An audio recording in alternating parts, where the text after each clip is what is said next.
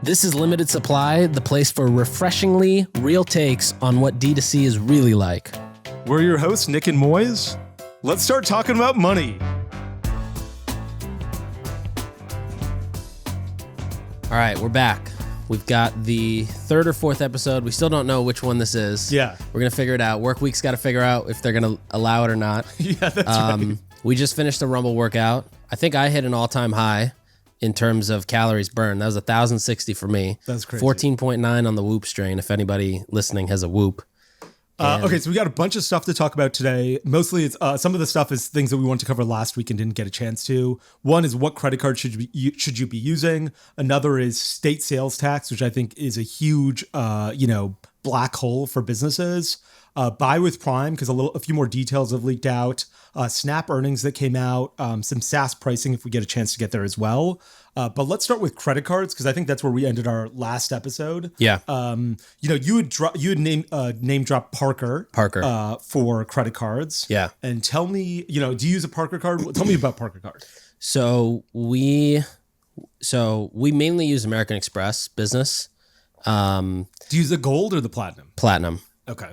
Gold. The team uses gold. I use platinum. You know what's great about the gold is you get something like 3x rewards points. Yeah, it's great for ads. Yeah, on ads. Yeah. Yeah. For the first $100,000. So once you hit $100K, it's like pretty useless. Yeah. There's it's funny, like all these new banks and credit card companies are basically built off the same stack. It's like they decide how to allocate their, when you swipe a card, 3% or 2.6% is charged. Yeah. And I've been meaning to look this up, like what the split is between the merchant processor, like what does authorize.net take or what does Stripe take, and what goes back to the credit card company. Yeah. And like this is how, like I don't know if you've ever seen these videos on YouTube. The airline credit card businesses are like 5 times the size of the actual airline itself. Sure, yeah. And it's all because, you use I use a Delta American Express card and they're making 2.3% or whatever their split is of that. Yeah. And so anyways, with these D2C credit cards, like all they're doing essentially is they're just innovating on the front end, right? Like the back end underlying technology is still like regulated and probably hard to change, but companies like Parker or Ramp or Brex, all they're really doing is like making the user experience easier,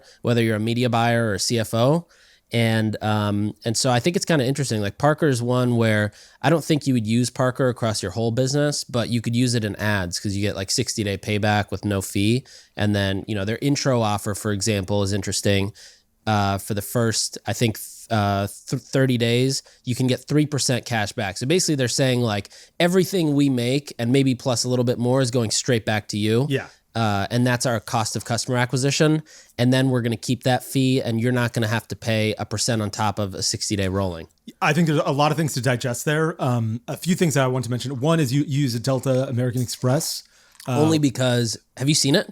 Yeah, because it's got the plane. Yeah. Oh, yeah. Okay. They made it of a plane. Yeah, I'm that's obsessed pretty with awesome. planes. Yeah. That's called Delta. They call them Delta Sky Miles, and everyone in the frequent flyer community calls them Delta Sky Pesos because they're not worth anything. But let me give you so one of the businesses that I'm an investor in, I'm looking at their Stripe account right now. They have $745,000 in credit card charges over the past 30 days, let's say. And, this isn't their entire business because they've got a bunch of, they take PayPal and Amazon Pay.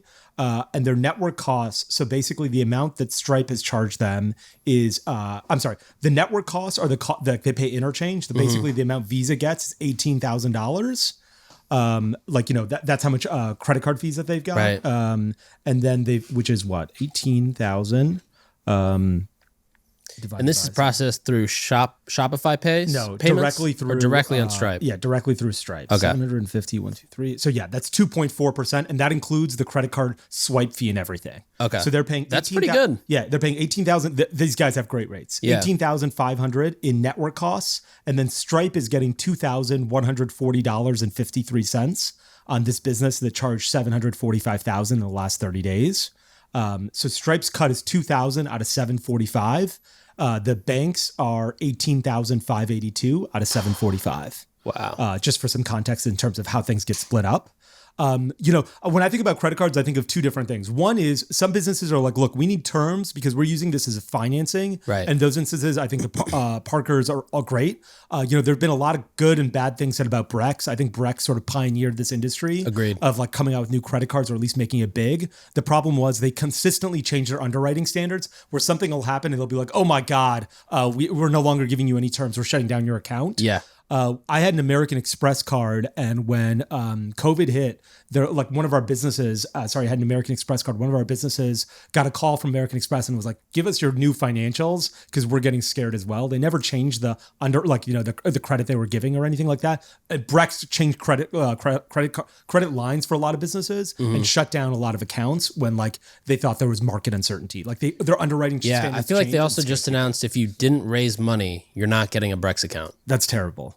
I wonder what happened to our Brex account. So I think there are great credit cards if you're looking for financing, but if you're not looking for financing, there's a Bank of America cashback card, which gives 2.625% cash back. So it's free. Literally, it's more than this business is paying. Bank of America loses money looking at these Stripe rates that this business is paying. Right. They're giving more money than they're charging here, and it's the best credit card in the world for cash back, 2.62%.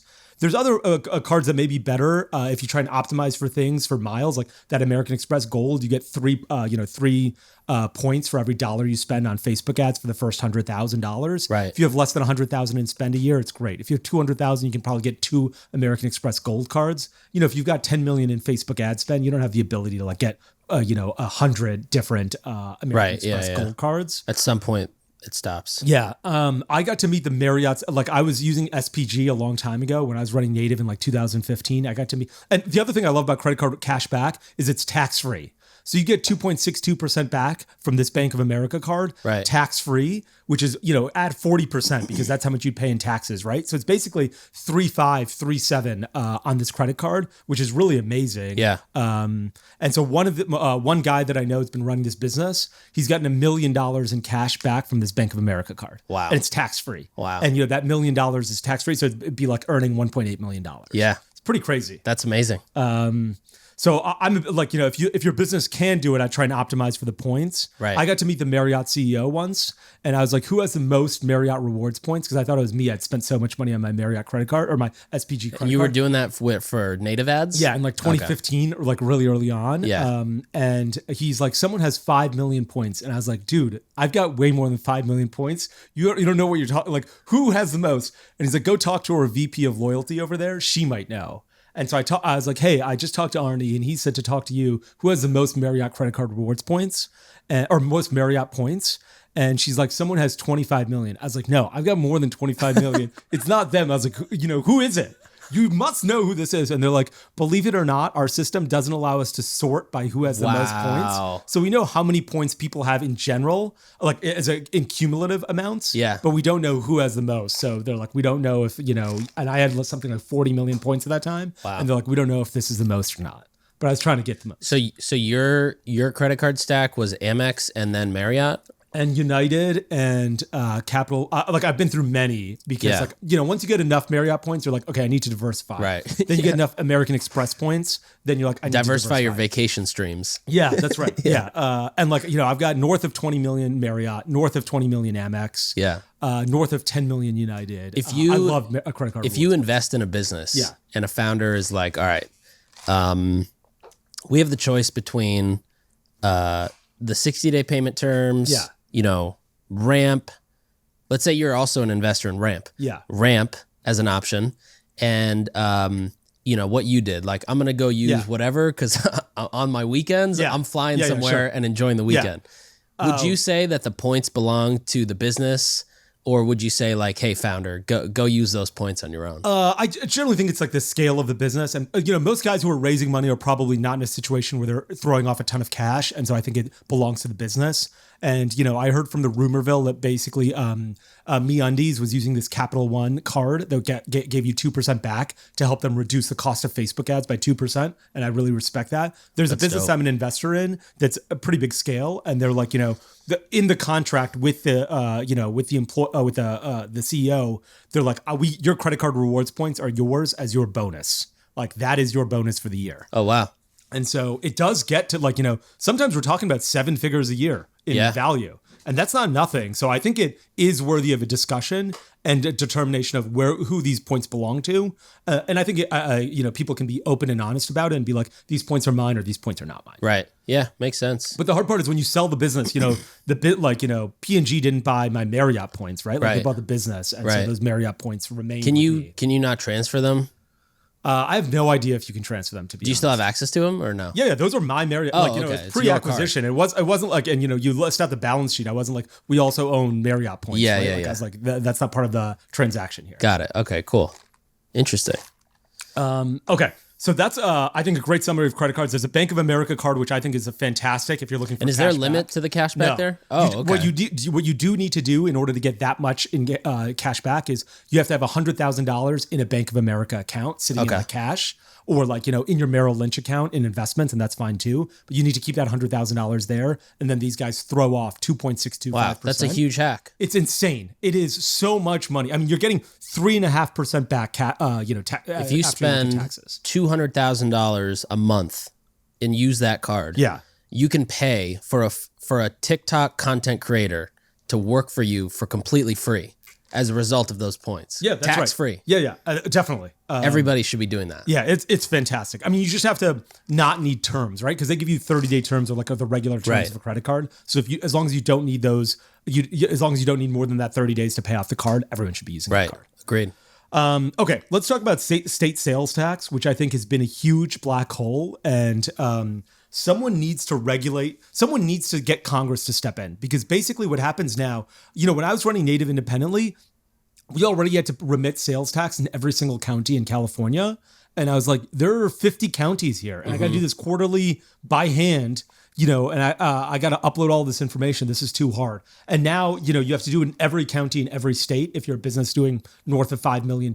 Right. And the solutions out there, which are TaxJar and Avalara, are both super expensive. Right. We're talking about, $3,000 to $5,000 a month. Yeah. It's either Avalara or you hire somebody full time. Yeah, and I think a lot of people are just not doing it, to be frank, as well. Agreed. They're not collecting sales tax correctly, and I don't even blame them, because if you're a $2 million a year business, you may not be able to afford $50,000 a year, like a $2 million revenue business. You have to spend $50,000 a year in these compliance costs. It's insane.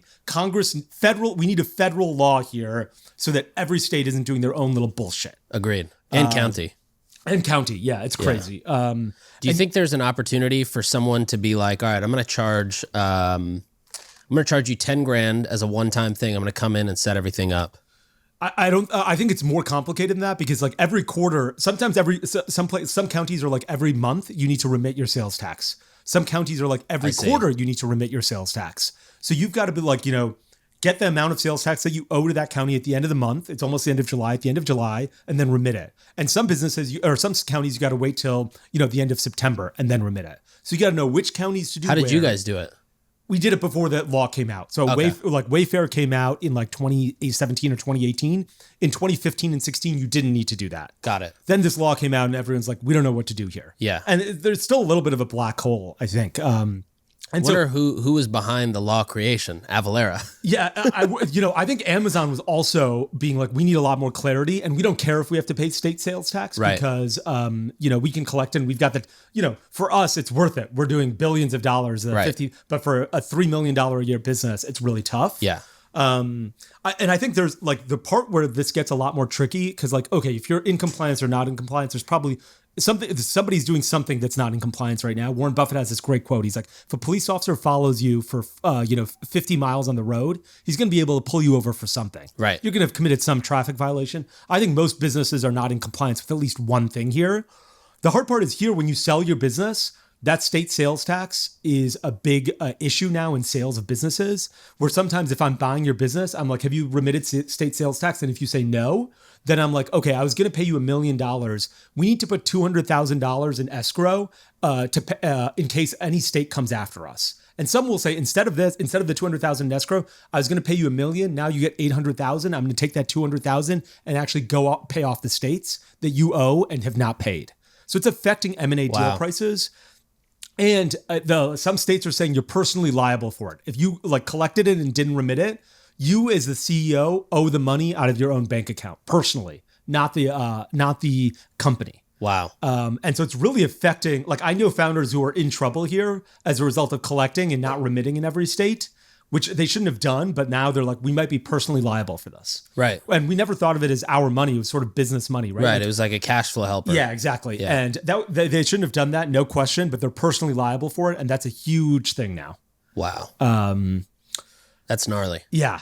And so I think that we need something to happen with state sales tax. Nothing has. It's a huge black hole and causing a bunch of people a lot of heartburn and a lot of violations that shouldn't exist. I wonder why Avalara charges so much. Is it just because they can, because they're the only option? There's another business called TaxJar that does it, and TaxJar was acquired by Stripe. Okay. And I know that Stripe is creating their own, and they bought TaxJar, and they're ultimately going to merge these two things. Got it. I would bet on Stripe to fix this problem for small businesses. Yeah, me too. And in particular, you're just like, look, if everything's running through Stripe, it's pretty great anyway. Right. Avalara is a publicly traded company, though. Yeah. And I don't know what their stock looks like right now. Not hit as bad as I thought. 50% down in the last year. Okay, that's not very good. Yeah. Okay, I think that transitions nicely. Actually, wait, I have something there. Yeah, so please. so Avalara going down 50%. And some other metrics I like to look at are like subway traffic or airport traffic. What are other metrics you look at to be like, all right, where's the world going in 3 months? Like if you could create one report every month that comes to you, Yeah. what would you put in there? Avalara stock price, I think, is a great indicator. I think Amazon stock price is probably a good indicator too. Yeah, I think both of those are public Airport traffic. traffic, subway traffic, Yeah. cost of billboards, maybe. Also things like housing, like what is rent? We're talking Right. about like, one of the things I'd love to chat about if we got time is like inflation.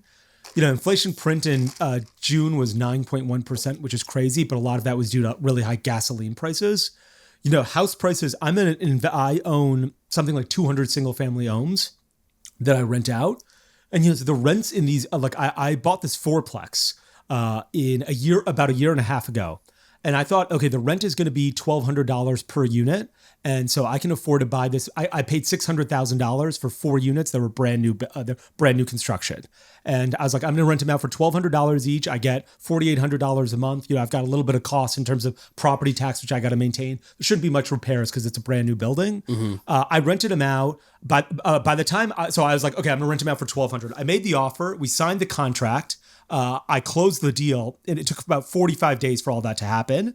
To buy the house. To buy the place, yeah. Okay. But between me looking at it, thinking, okay, $1,200, making an offer, them accepting it, drafting the contract, signing it, and me wiring the funds, it was about a 45-day process. Okay. Between me looking at it and me getting the actual title and owning it. And between that amount of time, rents went from $1,200 to like $1,550. Wow. And now they're those units are up for renewal, and I'm getting $1,700, $1,800. Wow. And that's an insane amount of increase. It was $1,200 huge. 18 months ago. Now it's $1,800. Like Right. people can't afford that. And rents need to come down to a more realistic level. And I think I'd really be paying attention to rents right now because I think they're primarily fueling inflation. And it's hard to get those things to come down right now. Interesting. That was a that would be selfish my- ask because I'm having somebody on my team put this together. Okay, yeah, rents would be. So we're going to add rent Yeah, to that. CPI, inflation prints, that would be on there. And probably also what has the S&P 500 been doing? Right. And what's the PE ratio look like? Yeah, solid. All right, let's get into buy with Prime. So Okay, we talked about this on the last episode. Yeah. I was supposed to go ask somebody at Shopify. You actually got the pricing. I got the pricing. How'd you get it? I got it because one of the businesses that I'm an investor in is thinking about doing buy with Prime. Okay, cool. And they're like, we had a conversation about this. And the guy who's running this business, I love him so much. He's like so thoughtful about this. But let's talk about the pricing for a second first. Yep. So the Prime service, so the buy with Prime is basically there's a button on your product page, and that button means someone clicks it and checks out through Amazon, and your order is fulfilled through Amazon. So fulfillment is starting at $4.75 per unit fulfilled and 83 cents per cubic foot stored.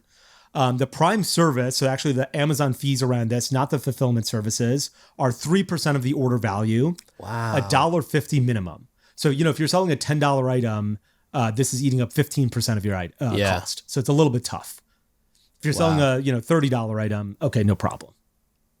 And then Amazon charges a 2.4% plus 30 cents transaction fee. And I think that 2.4%, I think that he mentioned that it's going up to 2.9%. Yeah, that makes sense. I mean, I was even looking at the pricing differences between like Square, Clover, and Stripe. Yeah. And like the lowest you can get is 2.3, but you have to pay some hefty fee. The average is 2.6. For like a credit card transaction fees? Yeah, in person. In person. So not in person. I think 2.9 is probably the average you'd get, unless you're like, that business you mentioned that's getting 2.4. So no, 2.9 is the starting rate Stripe charges you. Like Right. If you just sign up for a Stripe rate, it's 2.9%. Right. If you get to like $1 million in scale, they'll generally knock you down to 2.75. I think a native, I was at 2.2 plus 30 or plus 25 cents. Wow. When I left. Wow. So you can really negotiate. And that's a great thing to negotiate because all it does is save actually, you one money. thing I learned from you is like every milestone you go and negotiate. Yeah, Even if that's they're right. like, fuck you, Yeah. you just still go for it. Yeah, that's right. Yeah. Yeah. You have to. And like you keep following up and be like, what the fuck, man? Yeah. Hey, I just hit a milestone. Celebrate with me with lower prices. Yeah, we with hooks that we launched hooks like a couple months ago, and the first 100,000, I was like, "Hello, can we get a reduction?" No response. It's 200,000. Hello. Yeah. I'm just gonna keep doing it until definitely. they do it. Yeah, and message the CEO. Yeah, like, exactly. LinkedIn the CEO and be like, hey, what's going on here? Yeah. So a little bit more detail about Buy with Prime. You own the customer data and that you own their email address and can contact them. No contract required here. I think a couple of the things that make this a little bit weird. Also, Amazon pays you out weekly. Stripe pays you out basically daily with a 3-day or 4-day lag. Amazon, I think, here is going to pay you out weekly. A couple of the things that are really scary here is one, you still have to collect the sales tax and remit the sales tax. So going back to our state That's on sales tax, top of this. This is still on you. Yeah. Which is a little scary. The other part is that you can only buy one SKU at a time. So for instance, let's say people are used to buying a bottle of water or like a coffee cup and a pound of coffee beans. Right. You cannot buy both of those things. You can't add two things to your cart and then buy with Prime. The buy with Prime badge or button lives on your product page. And as a result, you can only click it from the product page and you're immediately taken to Amazon, which Right. means you can only purchase one SKU at a time, which means it might be hard to bundle products together. And I think a lot of Shopify website owners are basically like, how do I bundle things to get my AOV up? Here, you're not going to be able to do that easily. So it's not like I can be like, okay, here's, you just added a pound of coffee beans to your order, to your cart, pop up, add 2 more and save a little bit. No, you don't get to do that here to try and get somebody to buy 3. And you can't assemble a cart and then get them to buy with Prime. It's just one item on the product page that goes and you have to buy with Prime. So I think it'll bring AOV down, and I think that's what people are scared of. Do you know the cost of shipping? Because this screenshot doesn't have the cost of actual shipping on it. The cost of shipping, Or is that the $475 per unit fulfilled? starting at $475 per unit fulfilled? I'm So pretty starting, sure. I'd assume, is like the 3 to 5 day, Starting with 3 to 5 day shipping rates. Yeah, I guess so. right? So Yeah. I just did the math here. So let's say your product's $25, and that's completely gross. That's before any discounts or Yeah. whatever. So $475 goes away. That's 3 to 5 day shipping. Then 3% of the order value goes away. Yeah. And then the Amazon Pay fee goes away, and Yeah. then 30 cents goes away. So on Yeah. a $25 order, you're making 18.6 with 5 day shipping. So a couple of quick things there. The $20 order, so you have a $1.50 fee. That's the Prime service is a minimum $1.50 fee. So you're down to $18.50 there because like 3% of $20 is just Wait, 60 but is cents, it right? it's 3% of the order value, right? Yeah, which is $20 here. Or $1.50. Oh no, Yeah. I put 25. Oh, you put 25. Sorry. Okay, gotcha. And so 3% of that is just 75 cents. So they'll Right. take $1.50 here. It's $1.50 minimum. Right. So that's how you got to 1860. Oh, Yeah, I'm yeah, sorry. yeah. Okay, gotcha. You took $1.50. Okay, the fulfillment service, it's $4.75. It's actually 1 or 2 day. It's Prime service. It's still Prime service. They're just saying get it at 3 to 5 day shipping rates. So Got it says it. get 1 Oh, day I and see, I 2 day see. delivery at 3 to 5 shipping rates. Got it. So yeah, let's say it's $4.75 there. $1.50 at the other place. So you're at $6.25. Plus 2.4 plus. Yeah. So 1860 sounds pretty reasonable. The funny part is like you regardless of whether or not you claim the Prime badge, like it is Prime service level Yeah. shipping. Yeah.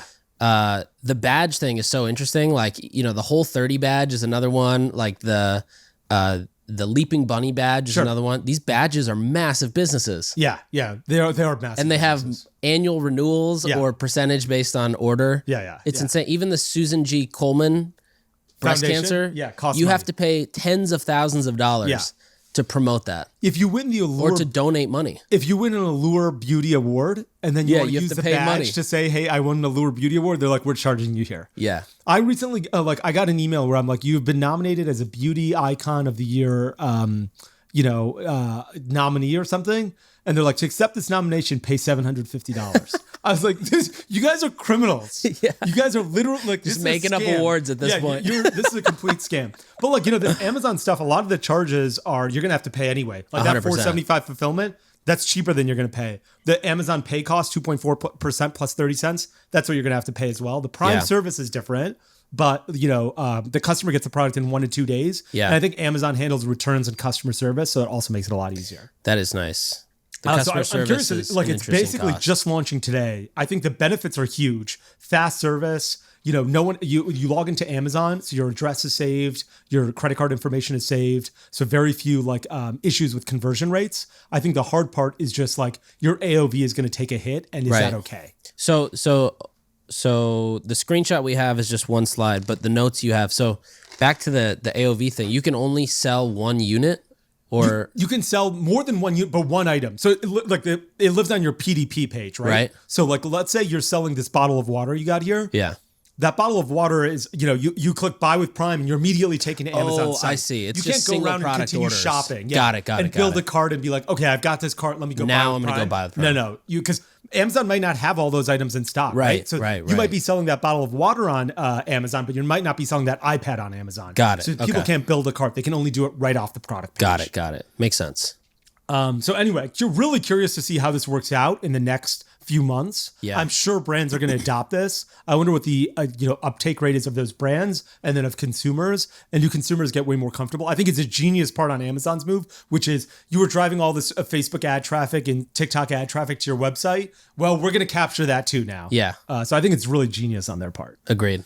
Okay, let's switch gears here and talk about something that just happened this last week, which was Snap. Mm-hmm. Snap earnings came out. Their revenue is up 13% year over year, which is their slowest growth ever. And as a result, their stock fell 40%. And I saw all these clips on Twitter and on Reddit where Jim Cramer, Snap stock is trading at $10 a share. I saw all these clips where Jim Cramer was recommending the stock at $90 a share. It's hilarious. I love watching Jim Cramer recommend things and then be so off. You just got to do everything he says to do. You got to do the opposite. Yeah. So I guess I want to ask you two questions because I think you'll have good insight into this. Yeah. Do you think Snap growth is slow as a result of the economy and the market slowing, or is TikTok eating Snap's lunch? I think TikTok's eating Snap's lunch. What's interesting is Snap as a platform, Snap hasn't really innovated. They tried to do a huge play with content and creating their own shows. And I don't think that really worked because, no one wants to go to their app where they send nudes and then watch, 12-year-olds talk about pop culture. And TikTok is just TikTok just innovates so much faster. Yeah. Almost every month when you open TikTok, there's some new UI change or new UX change, or they add something to the platform, or they test something.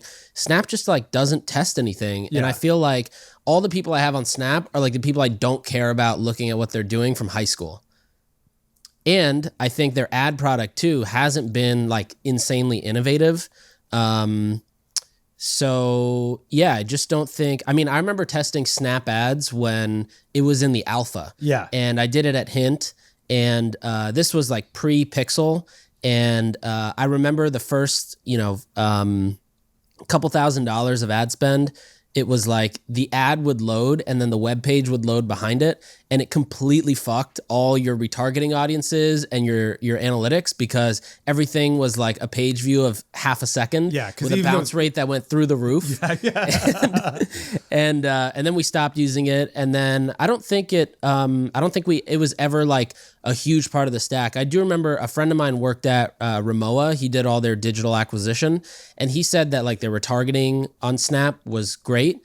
But yeah, I don't know that people today are like excited to run ads on Snap. I think everybody's excited to run ads on TikTok and YouTube. And, I have this tweet in front of me and it basically says TikTok will generate 12 billion from ads this year. And it's expected to generate double that next year. Wow. Or sorry, in 2024. Wow. That's crazy. So that's insane growth. Yeah. And, the only other platform that is obviously not Facebook, but it looks like YouTube is expected to be there 2024. Snap and Twitter are both between around 6 to 8 billion in advertising revenue. I've never found Twitter ads to work. I think it's the biggest waste of money in the world. I think you're better off writing like threads on Twitter than running a paid ad.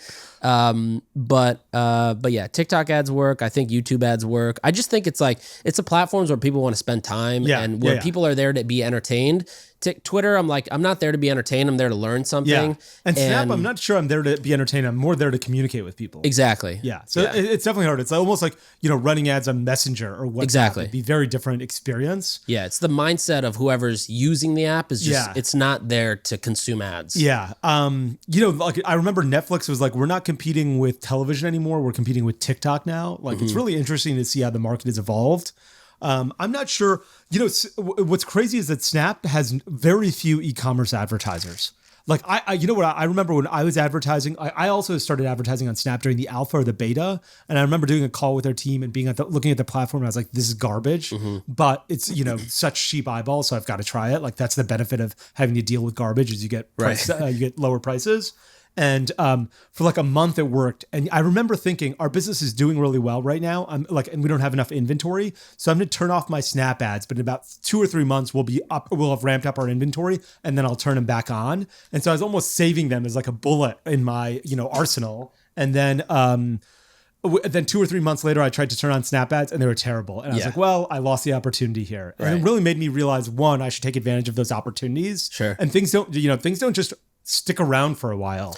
But there's very few e-commerce advertisers on Snap. It's not like Facebook or TikTok that both have those categories. Twitter doesn't have that category either. Snap will be like, look, we got DraftKings to drop $1 million a day for the next 30 days. We have Netflix dropping $1 million a day to promote a new movie that's coming out. They don't have a lot of direct response advertisers. Agreed. And so I don't think they've figured it out. Like, I don't think they've spent the time or resources to be like, how do we get e-commerce businesses to start advertising here? And I'm not even sure they have like apps like mobile gaming to be like, let's spend money here. They definitely have brand advertisers like Netflix. I wouldn't be surprised about Rimawag because they do a bunch of like brand ads as well. Yeah. They've not figured out direct response. Yeah, I think also another thing is, like back in the day, your ads would open directly in a browser, like your actual native browser. The best days. And now you have like the Snap browser, which just looks like something that like a 10-year-old. It looks like a parental controlled like browser. It doesn't look like anything sophisticated, Yeah. In fact, I tried to create like I know exactly what you're talking about. There was a switch. And basically what Nick's talking about is you'd click an ad on Facebook and for a while it would open up Safari, your mobile Safari browser on your iPhone, and you'd see the ad in mobile Safari. And to go back to the Facebook app, you'd basically have to switch apps. Now what happens is you click an ad and it opens up in a Facebook browser. The big X at the top. Yeah, big X at the top. You can easily accidentally go back to Facebook because instead of having to switch apps, you just sort of go back, to go back a page and you end up going back to Facebook. And so that's really been a problem. I remember I tried to create a link where I was like, how do I get this link like to deep open link up into Safari? Yeah. And I talked to a couple of developers and they're like, that's not possible here. And it really made ad performance worse, like materially worse. And I think that change happened in like 2016. And I was like, fuck, there's nothing you can do and you got to live with it. But it is definitely a worse experience. One thing I'm excited to try with Long Weekend is actually run app install ads for our Long Weekend Tap Card app. Yeah. And then try to deep link people who've installed the app directly to the app. I don't know if that's possible, but I'm going to try it. Yeah. I wonder, tell us what the cost is between cost per install and a cost per conversion. Acquire. Yeah. I'd be really curious to find out what that is. Yeah. Anyway, big earnings week coming up. Facebook is coming up. Shopify is coming up. I think Facebook's going to have a good quarter. Twitter didn't have a great quarter. Snap had a terrible quarter. From the brands that I've chatted with, Facebook is firing on all cylinders right now. Yeah. I've talked with a bunch of brands that are basically like, we've doubled our business since July of last year when we had all these iOS issues to now. I'm super bullish on Facebook. Today's Saturday, July 23rd, so we're about 4 days in advance of it. I'm not sure when this episode will drop, but we'll see if we're proven correctly. I think Facebook will beat earnings. Agreed. All right, should we get into SaaS pricing? Yeah, sure. All right, so Klaviyo announced a price increase. Yeah. Slack also had a notification. I had a notification in my Slack, which was basically your price is going up. I think it's like $2 or $3 per user per month, which is a lot of money, especially for like a company. Yeah. Or you could pay today's price, lock it in for a year, pay it all right now, and you're good. So it was like you could either go fuck yourself, you could either go fuck yourself. You choose. But it's crazy because I'm not a developer and I don't know the cost of, hosting servers and whatnot. But in my mind, it's like they're not paying anything additional, for whether I have 10 users or I have 5 users or whether they charge me $10 or whether they charge me $100, their cost to host me is the same. Yeah. Right? Yeah. Their server or cost minimal. is so yeah. Adding another user is a de minimis cost for them. We're talking about pennies a year. Yeah. They just have you by the balls. Yeah. And it's like, we're not going to leave this. Slack. Yeah. We're not going to leave Klaviyo. Yeah. Where would we go? Nowhere. I think there's this company out of Texas called Vista Equity Partners, which it's run by the richest black guy in America, and he wears 3-piece suits. And everybody who works there, but the first thing they do is they go buy a 3-piece suit. I don't care if you're a woman, you're like, I need a 3-piece suit now because this guy's wearing 3-piece suits. I heard their office dog is a 3-piece suit. That's right, their office dog has one. And their business model is we come in, we buy a SaaS business, we double prices, we sell the business, and we sell leave. it. Yeah. And if we can triple prices, we triple prices. Yeah. And I think it's a beautiful business idea. Yeah. It's generally worked incredibly well for them. There was a company that bought Stamps.com. I think it was Thomas Bravo. It's a private equity firm, and they bought ShipStation. Like Stamps.com owns ShipStation, and ShipStation is so underpriced. Like it's like $10 a user. And so if you've got 10 users and you're doing 25,000 you're doing 10,000 transactions a day, it's still like $80 a month or something like that, or $100, $200 a month. Right. And then as soon as they bought it, they're like, okay, we're charging you per sale that you have. If you have 200,000 transactions a month, we want, 10 cents from each transaction. And they basically increase prices by 10x. Because they're like, you're using it more, we're going to charge you more for it. And they're doing price discrimination, and that's working really well for them, I think. I don't know. I think people will leave at some point, is the honest answer. Like, I had a couple, like, Gorgeous prices. I'm an investor in Gorgeous. Are you an investor in Gorgeous? No, but we use it a lot. Gorgeous prices are insane. Yeah, they've gotten people up. leave Gorgeous because the prices are so high. Right. Klaviyo prices are up. Recharge has pretty shitty service with really expensive prices. You never get a reply. You never get a reply. And I remember I chatted with Recharge once when, like, before there was retention and, Smarter and Skio. And I was like, hey, look at these 15, we just switched to Shopify. We just switched to Recharge. Here are 15, hair on fire problems that I have with Recharge. And they're like, well, go fuck yourself. Maybe Recharge isn't for you. And I was like, go fuck yourself.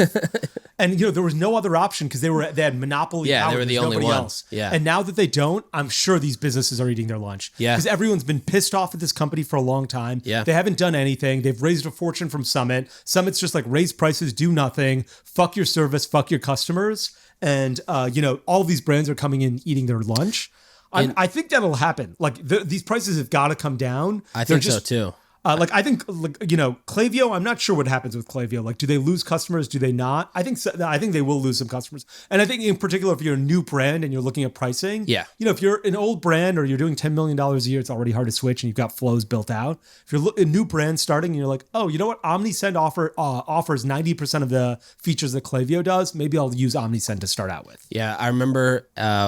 Again, when I was at Hint, this was probably like five years ago.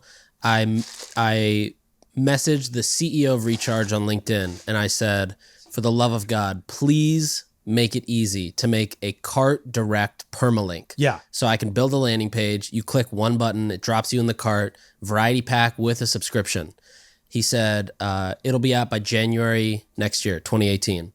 And they still don't have this. Like, it just doesn't exist. What is wrong with that? It's probably something they could build in a weekend if they wanted to. Maybe less, maybe a day. I honestly don't know what they're doing over there. Like, do they have one developer? Like, they're like, yeah, we have, I think they have like a Manscaped, Dr. Squatch, and Billy are probably 3 of their top 5 customers. And I think they have one developer supporting the entire ecosystem. Yeah. Go fucking do something over there. What do you guys, like, there's no innovation for you. No innovation. And to be honest, if I were starting a business today, I wouldn't even look at Recharge. I'd look at all these upstarts because I'm like, they're hungry. They're hiring engineers and they're building real product. Yeah. These guys who have a bunch of money are just looking at cash flow and they're not looking at product any longer. Yeah. Even, our favorite, Yotpo. Yeah. Like, Yotpo is another one that I feel like hasn't really they've innovated by acquisition, but that's it.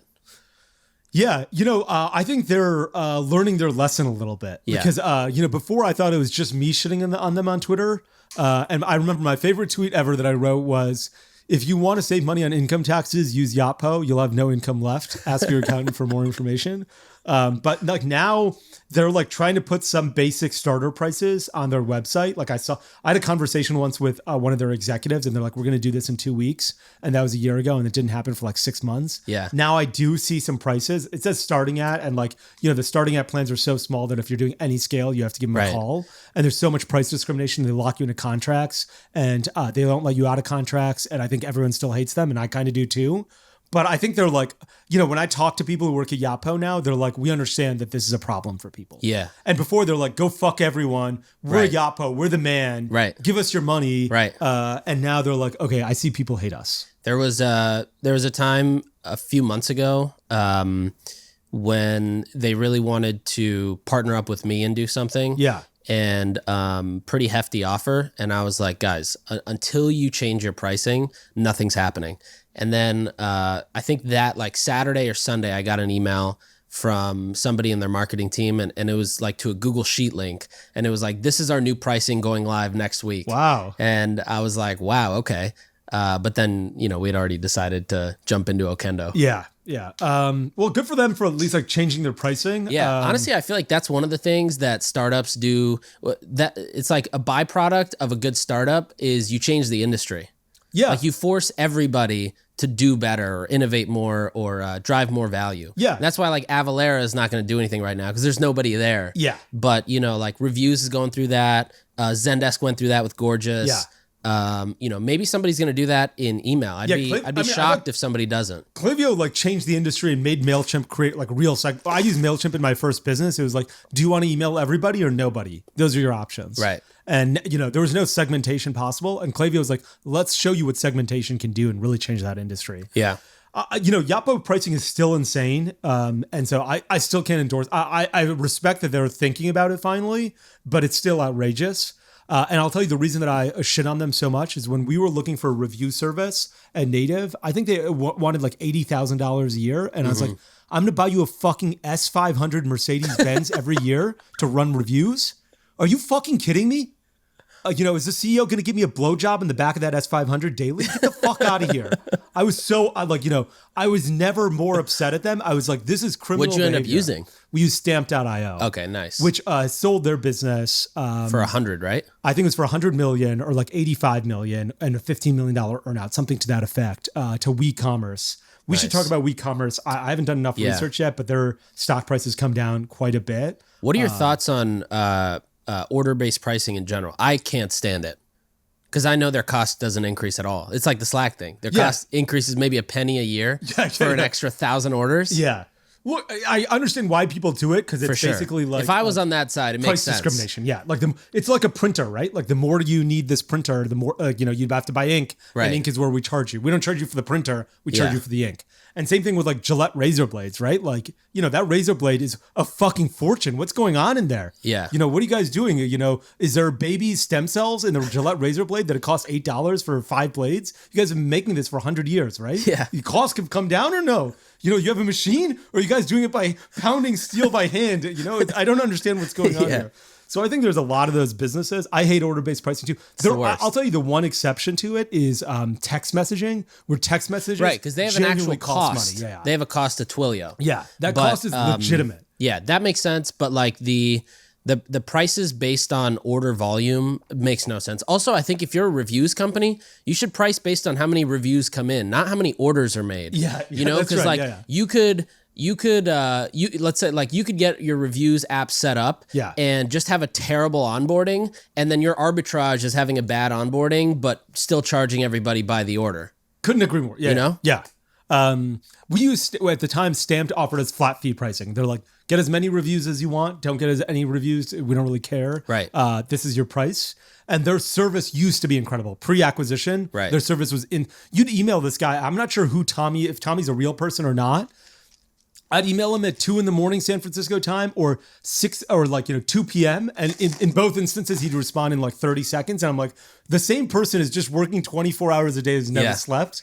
And it was incredible service. And I've heard that service has sort of fallen off of a cliff. That's an interesting trick. I know Rumble Boxing. Yeah. They also have like an alias like that. I don't remember the name, but it's like Tommy at Do You Rumble. And it's like anytime you email Tommy, it goes to like every computer, and whoever responds first is Tommy. Yeah. We did that in Native. Like there was a girl named Julia Colbert.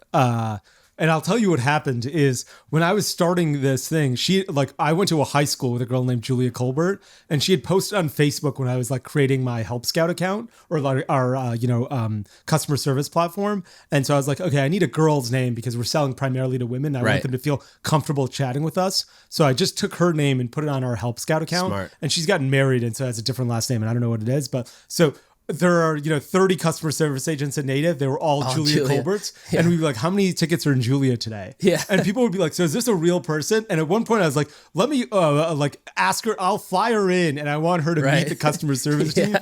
And she'd be like, why are these people calling my name? This makes absolutely no sense. Like, I haven't chatted with her in 20 years. Right. But she, that one moment she had posted something on Facebook, and from That's that moment, you got it from. Yeah, Julia Colbert has run all of customer service. That's awesome. I think it's smart. I mean, for Long Weekend, our customer service girl's name is Maria, and everything we send out is from Maria.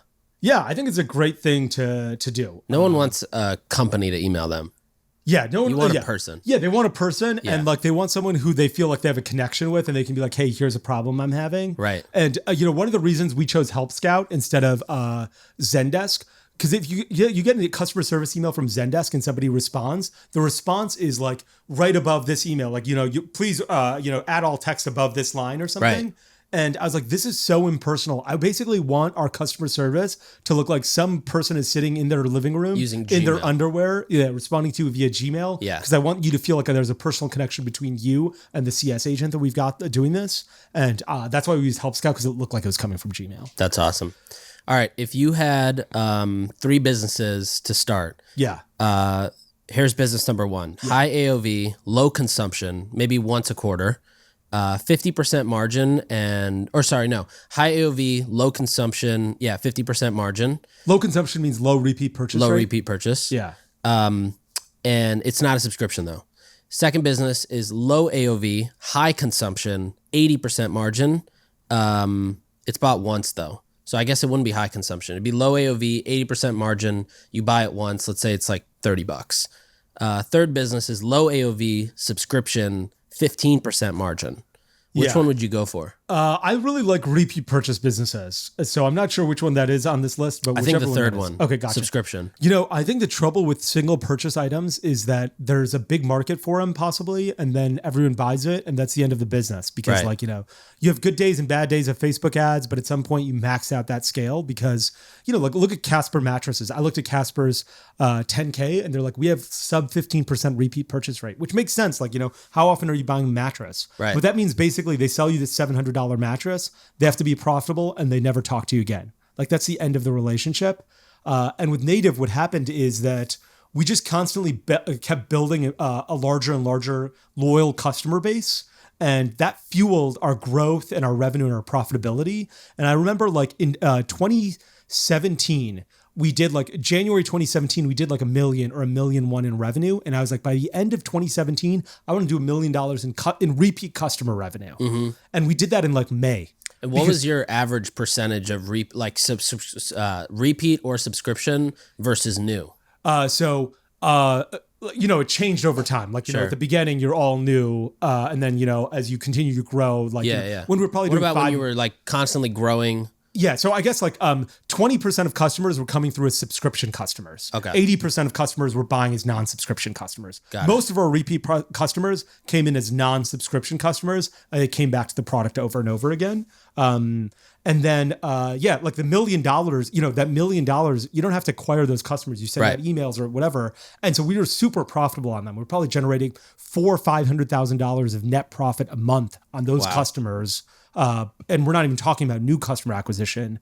And that $400,000 or $500,000, a lot, like, if we had bad months in new customer acquisition, well, we were still profitable because we had this $400,000 or $500,000, or we could subsidize new customer acquisition. We could subsidize trying new things like podcasts or direct mail because we had this $400,000 or $500,000 in our pocket. Right. And so I'm a big fan of that because you don't have, like, you can build a loyal customer base.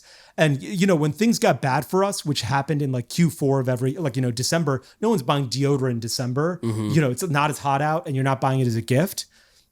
And so we were like relying on these new customers to fuel our business and give us revenue and maintain our revenue growth. And that was really great. And, it gave us a stable floor to go out and try and hunt new customers down while still continuing to grow the business and providing a profitable base. If we were a business that was like, Casper mattresses and Q4 was hot for us, but Q2 or Q3 wasn't, I'd be like, what are we doing here? It's Q3. We're not getting any sales. No one coming back. There's no profitability here. That would have scared me. Right. Totally. What would you do? I think I would do the low AOV, high consumption, 80% margin.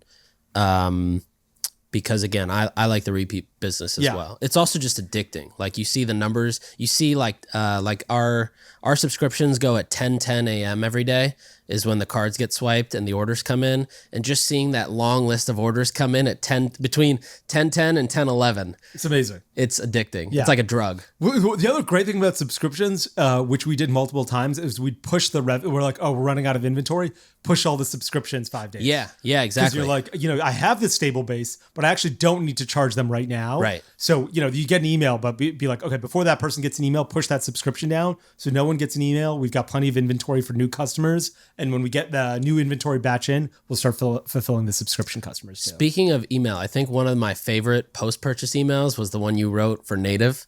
Do you remember what it was exactly? It was like, we're placing your deodorant on a beautiful pillow or something. Yeah. I had just been to I'd gone to London. And so I was like, we have the queen, the person who polished the jewels, the Queen's jewels, the crown jewels at the Tower of London is also polishing your deodorant and putting it on a pillowcase. And there's a bunch of people who did that before me. Right. Like there was somebody from eCommerce who, I don't know the brand that had it. There was the OG, I think, that did this was like CD Rack, which was like, we're singing Baby Hit Me One More Time while we're packing this thing. And it was great. And people love that. It's such a human connection, a great place to have fun. Totally. And it's basically the post-purchase and shipping confirmation emails were like fun like that. I tried to draft one for lost password as well, which is like, we know how hard it is to find your a lost remote in your sofa. We're going to try and make this as easy as possible. So you don't need to worry about it. Here's the link, click it. But we could never get anything funny enough. And I never had the time to like draft it. Yeah. I think too with, email has become something that, that people hire agencies for a lot now. And I think one of the things that loses its soul is copywriting when you hire an agency. Yeah. Because, most agencies come in and they come in with a playbook or a template of how to do this as quick as possible to make sure they're not losing money against what they're getting paid. Yeah. And so I think, this was actually one of the things I realized this week is like, we got to write our own, we have an agency we use for Long Weekend, but like, we got to write our own emails because just saying, thanks for your order's on the way is not exciting, but like saying something like, hey, it's Maria, you just placed this order for, insert amount. And Bobby can't stop screaming about excitement because the ads are working. Or like something that just gets you fired up as a customer to read. But I just thought it was an interesting realizes you're dealing with a personal brand and not like Nike. Exactly. And it's really great. Exactly. We actually hired this Harvard grad who used to do like who worked at the Comedy Cellar or like wrote jokes for comedians to try and draft one of our emails as well. I thought that was really like that was a good way to. Comedians are perfect copywriters. Very underrated. It's so true. Like if I was running one of those double-decker bus tours, I'd basically get a comedian to write the whole thing because it'd be so entertaining. Exactly. It's nice to be like, okay, this is the Empire State Building and I'm interested in it. Give me a joke about it and I'll like love you. You know? Yeah. You'll tell everybody about it. Yeah. But, we're talking about new businesses for a second. You wrote a great suggestion for a business here, which is a pixel side hustle. Tell us about it. All right. So, I always think like so one thing I've learned is like, if you want to quickly make money, right? Let's say you're like, all right, I'm 19 years old, or I'm 27 years old. I'm getting into this world of e-commerce. What's the fastest way to make money? You go to Google, you're not going to really find anything, right? You can say, if you go to Google, you're like, I'm 19. How do I make money in e-commerce? It's going to be like, well, use Shopify, dropship, whatever. I think the best way to do it is you go to people who are like, who've been in this industry for a while and you say, what are like 15 problems you have, or what are just 10 things that bother you, right? Yeah. And so I just did this exercise on myself and I thought, okay, what's something like when you're launching a brand, what's something that's like annoying and you cannot afford to fuck it up? And it's like pixeling your site, right? So good. Your Facebook pixel, your Snap pixel, TikTok, Quora, Pinterest. Like there's so many pixels out there. Quantcast, Microsoft Clarity. There's things that you don't even think about, right? Like you think about pixeling, you're like, all right, Facebook, Google, make sure those are there, Google Analytics. But if you had added Microsoft Clarity, you can look at the heat maps and the scroll depth and user sessions. If you had added Quantcast Clarity or Quantcast Measure, you could see like exactly the demographic of your customers and how many are college educated and all that kind of stuff. So I think there's a business where somebody is, it's a two-part business. So one side is you go to Moiz and you say, all right, Moiz, you're starting an e-commerce business.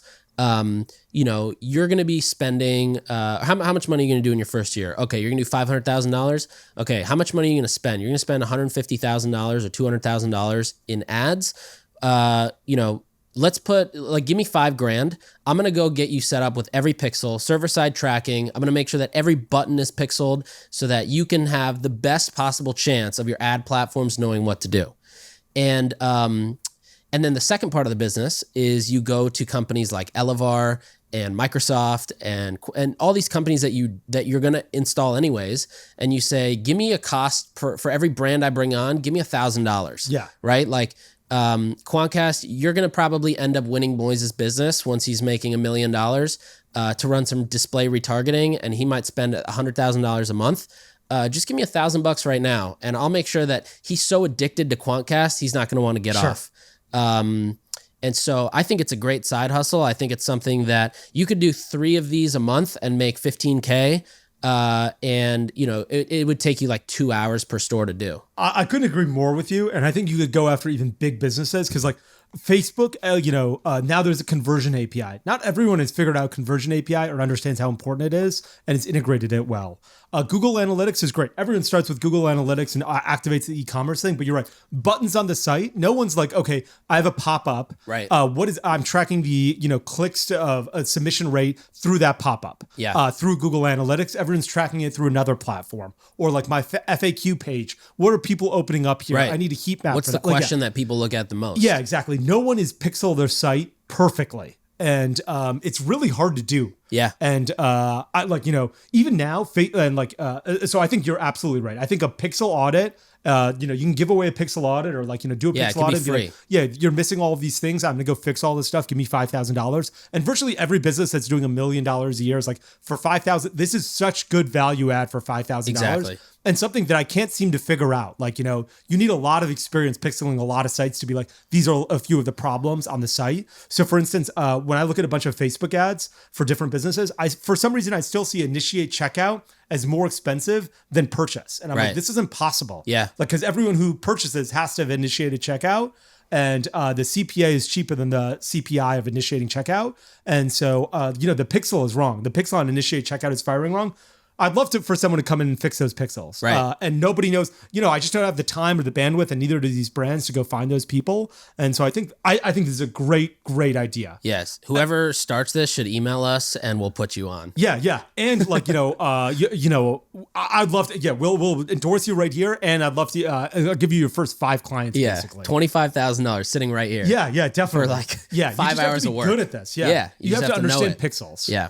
The other thing I think is like audits of for Klaviyo, for instance. I think another good business like this is, here's my open rate. How do I get my open rate up? Like, tell me the 10 easiest, give me 10 things that I should do to get my open rate up and to increase my deliverability, and put them in order of like most impact for like least amount of work. Right. And, people are going to be like, you need to call your list more. Okay. Who should I call? Like, should it be, okay, this person is a Gmail. You're sending this email to Gmail and they haven't opened up in 120 days. Don't send it to him. Yahoo, 180 days. Hotmail, 30 days.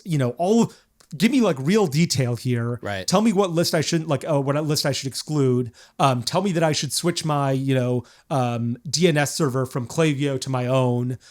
Give me 10 tips here. Right. And help me increase my deliverability. I think that's a massive value add. And nobody's doing that either. And like every business is super reliant on those emails. Yeah. I think, building off that too, there is a world where, connecting your accounts is pretty easy now, right? You could use like Fivetran or some other company.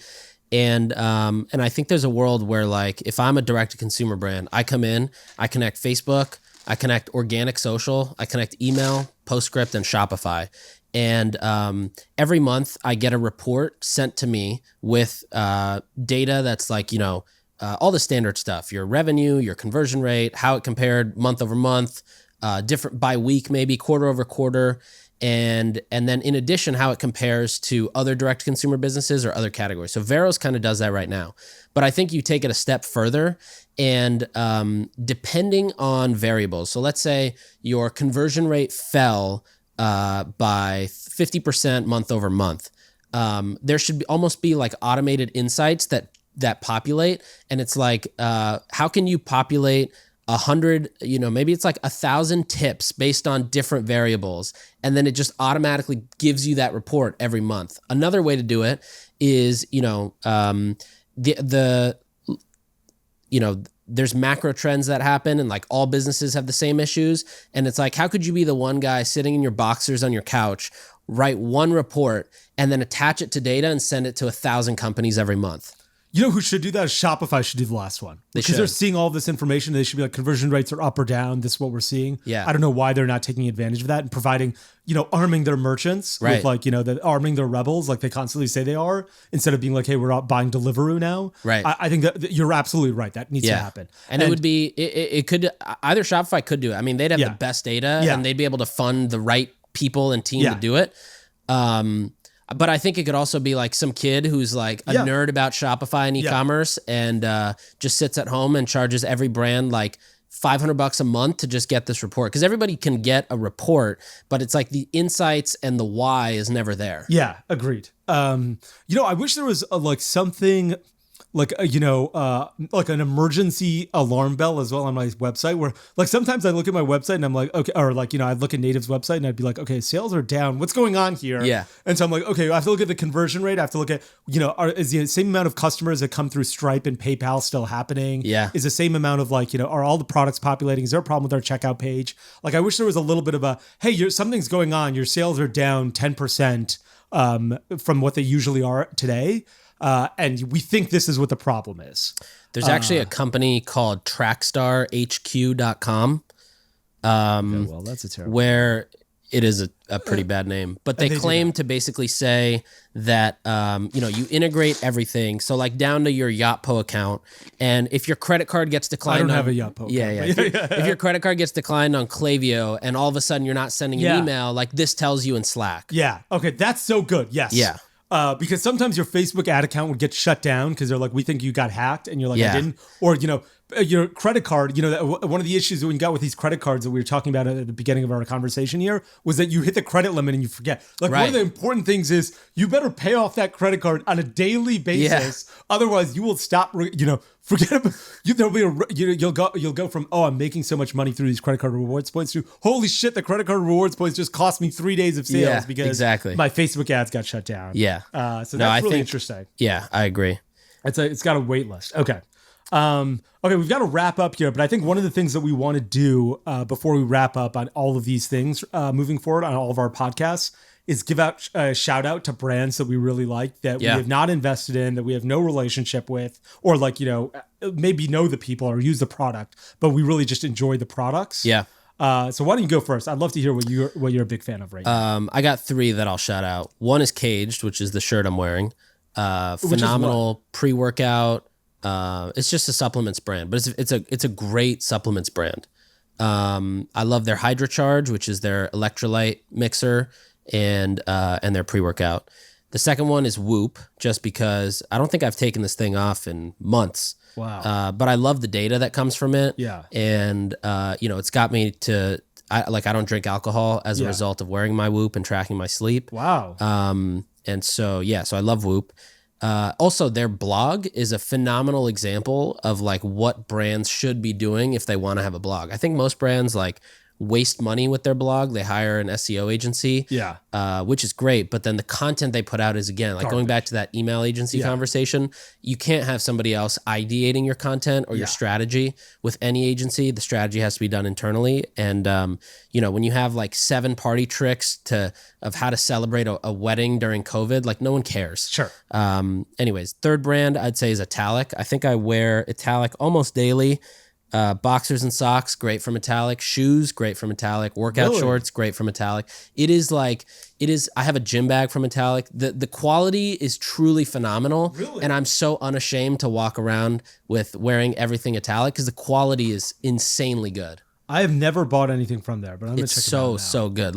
I think if I pull up my Italic dashboard, I think I've saved $4,000 or $5,000 shopping through Italic based on their calculations. Yeah. Based on Yotpo's calculations, I've saved $1 million. Right. Using Yotpo. Yeah. But yeah, no, I love Italic, and I'm not invested in there, but if I could, I probably would. Okay, that's awesome. Okay, I mentioned these two. For me, I really love Comtier Coffee. I've been living in Airbnbs for about 2 years now, and a shocking number of them don't have coffee machines. Yeah. Or will have a Keurig machine, and I'm not a big fan of a Keurig machine. And so I really have loved the Comtier stuff because all I need is basically how do you make it? Water. What I'll do is when I wake up, I take the coffee out of the freezer, I boil some water, I go brush my teeth. I always try and drink a bottle of 16 ounces of water before I do anything. And then by the time I'm done with all of those, the thing is melted. Loose enough. And then I just drop it in the... Got it. My Comtier trick is I'll wake up, take it out, put it in a mug, coffee mug, and run hot water so it gets all liquid. And then I'll just put some ice and water and mix it. I thought you were going to say you shoot it. Oh yeah, no, I snort it. The other business I really love is 10,000, which makes workout. I'm wearing some 10,000. I always wear 10,000. I love 10,000 so much. Yeah. It's huge in New York and LA. It's not big anywhere else. I've never, I never see people in Dallas where I'm from using it. Yeah. I wish there was one idea like this. You mentioned that pixel idea. Here's a business idea for e-commerce that I don't think will work. This is three ideas today. This is mine, and I think it's a bad idea, but I wish it existed. Which was, I want to try boxers from MeUndies and Talic and The Big Favorite and everybody else who makes underwear, and same thing with socks, right? I want Bombas and MeUndies and Max Weldon or whatever they like. I want to try all of those to find out the ones that I like the most. Yeah. So I wish there was buy one pair from each of these companies for $100. You send me 10 boxers and a $50 or $100 gift card to one of them. So that I'm okay, you know what? I chose Max Weldon, although I hate that. Mac Weldon, I hate that brand. Terrible boxers. So I'm okay, I would rather get, so send me all of them so I can try all of them, choose my favorite, and then use that gift card to go out and buy those. Smart. The ones even from a customer acquisition cost standpoint, $50 plus the cost of COGS on socks is nothing. Yeah, exactly. Like the and that brand isn't even doing the sales, right? So it's basically you got to give me a $50 gift card, and 10 free or 10 pairs of 10 pairs of socks, which will all be donated from that brand to do customer acquisition. Right. So I think it could be a small business. It's probably like a $1 million a year business. But I wish that existed because I would use it for boxer socks. And I've been looking for leggings that I wear under my shorts. I wear the exact same leggings every day. Yeah. In fact, I wash these every day because it's the only pair that I like, and I cannot find another one. What brand is that one? Nike. Okay. And these are an old Nike style though, and they don't make this one any longer. Have you tried 2X, that brand? No. Those are pretty solid, but I agree. Like I did this with black t-shirts because I was like, I want the best black t-shirt ever. And the one that I landed on was Western Rise, which like no one's heard of that company. Yeah. But that in my opinion is probably the best black t-shirt. And think about how many you got to try, like from cuts to built to Mack Weldon, Nike, Western so Rise. Many of them. Yeah, so Give many. Me 10, and then I can pick one that fits well. That I'm like, okay, I'm a medium in this or a large in this, and I can live on my life. Exactly. Anyway, so those are my two: CommTier and 10,000. Cool. Okay, what are we talking about next? A podcast. I'd love to talk about Ali Webb at Canopy. I think that's a huge deal. Huge deal. She's their president now. Yeah, that is a founder massive of Dry deal. Bar. I think we're going to be talking about Facebook and Shopify earnings, with the earnings, are going to be huge. We didn't get to this Andrew Udarian tweet, which I think I'd really love to dive into. I think the crazy part is that he's like, we found that number one thing we found was ROAS is overrated. I don't think that that's the case, but I think we're talking about two different parts of the e-commerce world. So I'd love to dig into that as well. Perfect. Oh, awesome. And one thing I also want to talk about is this like master report, what all you should be looking at on a daily basis, whether you're doing $1 million or $10 million a year. Yeah, that sounds great. Yeah, like Triple Whale constantly is like playing around with that. Right. And I think like, there are a lot of, outside of just the Triple Whale analytics, it should be like, what does my inventory look like on a daily basis? How many days, all those types of things. Yeah, awesome. Awesome. Looking forward to the next episode. All right, we'll see you soon. Thanks for tuning in. We'll be back next time to cut through the noise in CPG, retail, and e-commerce. And if you enjoyed this episode, then why not share it with a friend? And be sure to subscribe on whatever platform you listen to your podcasts on.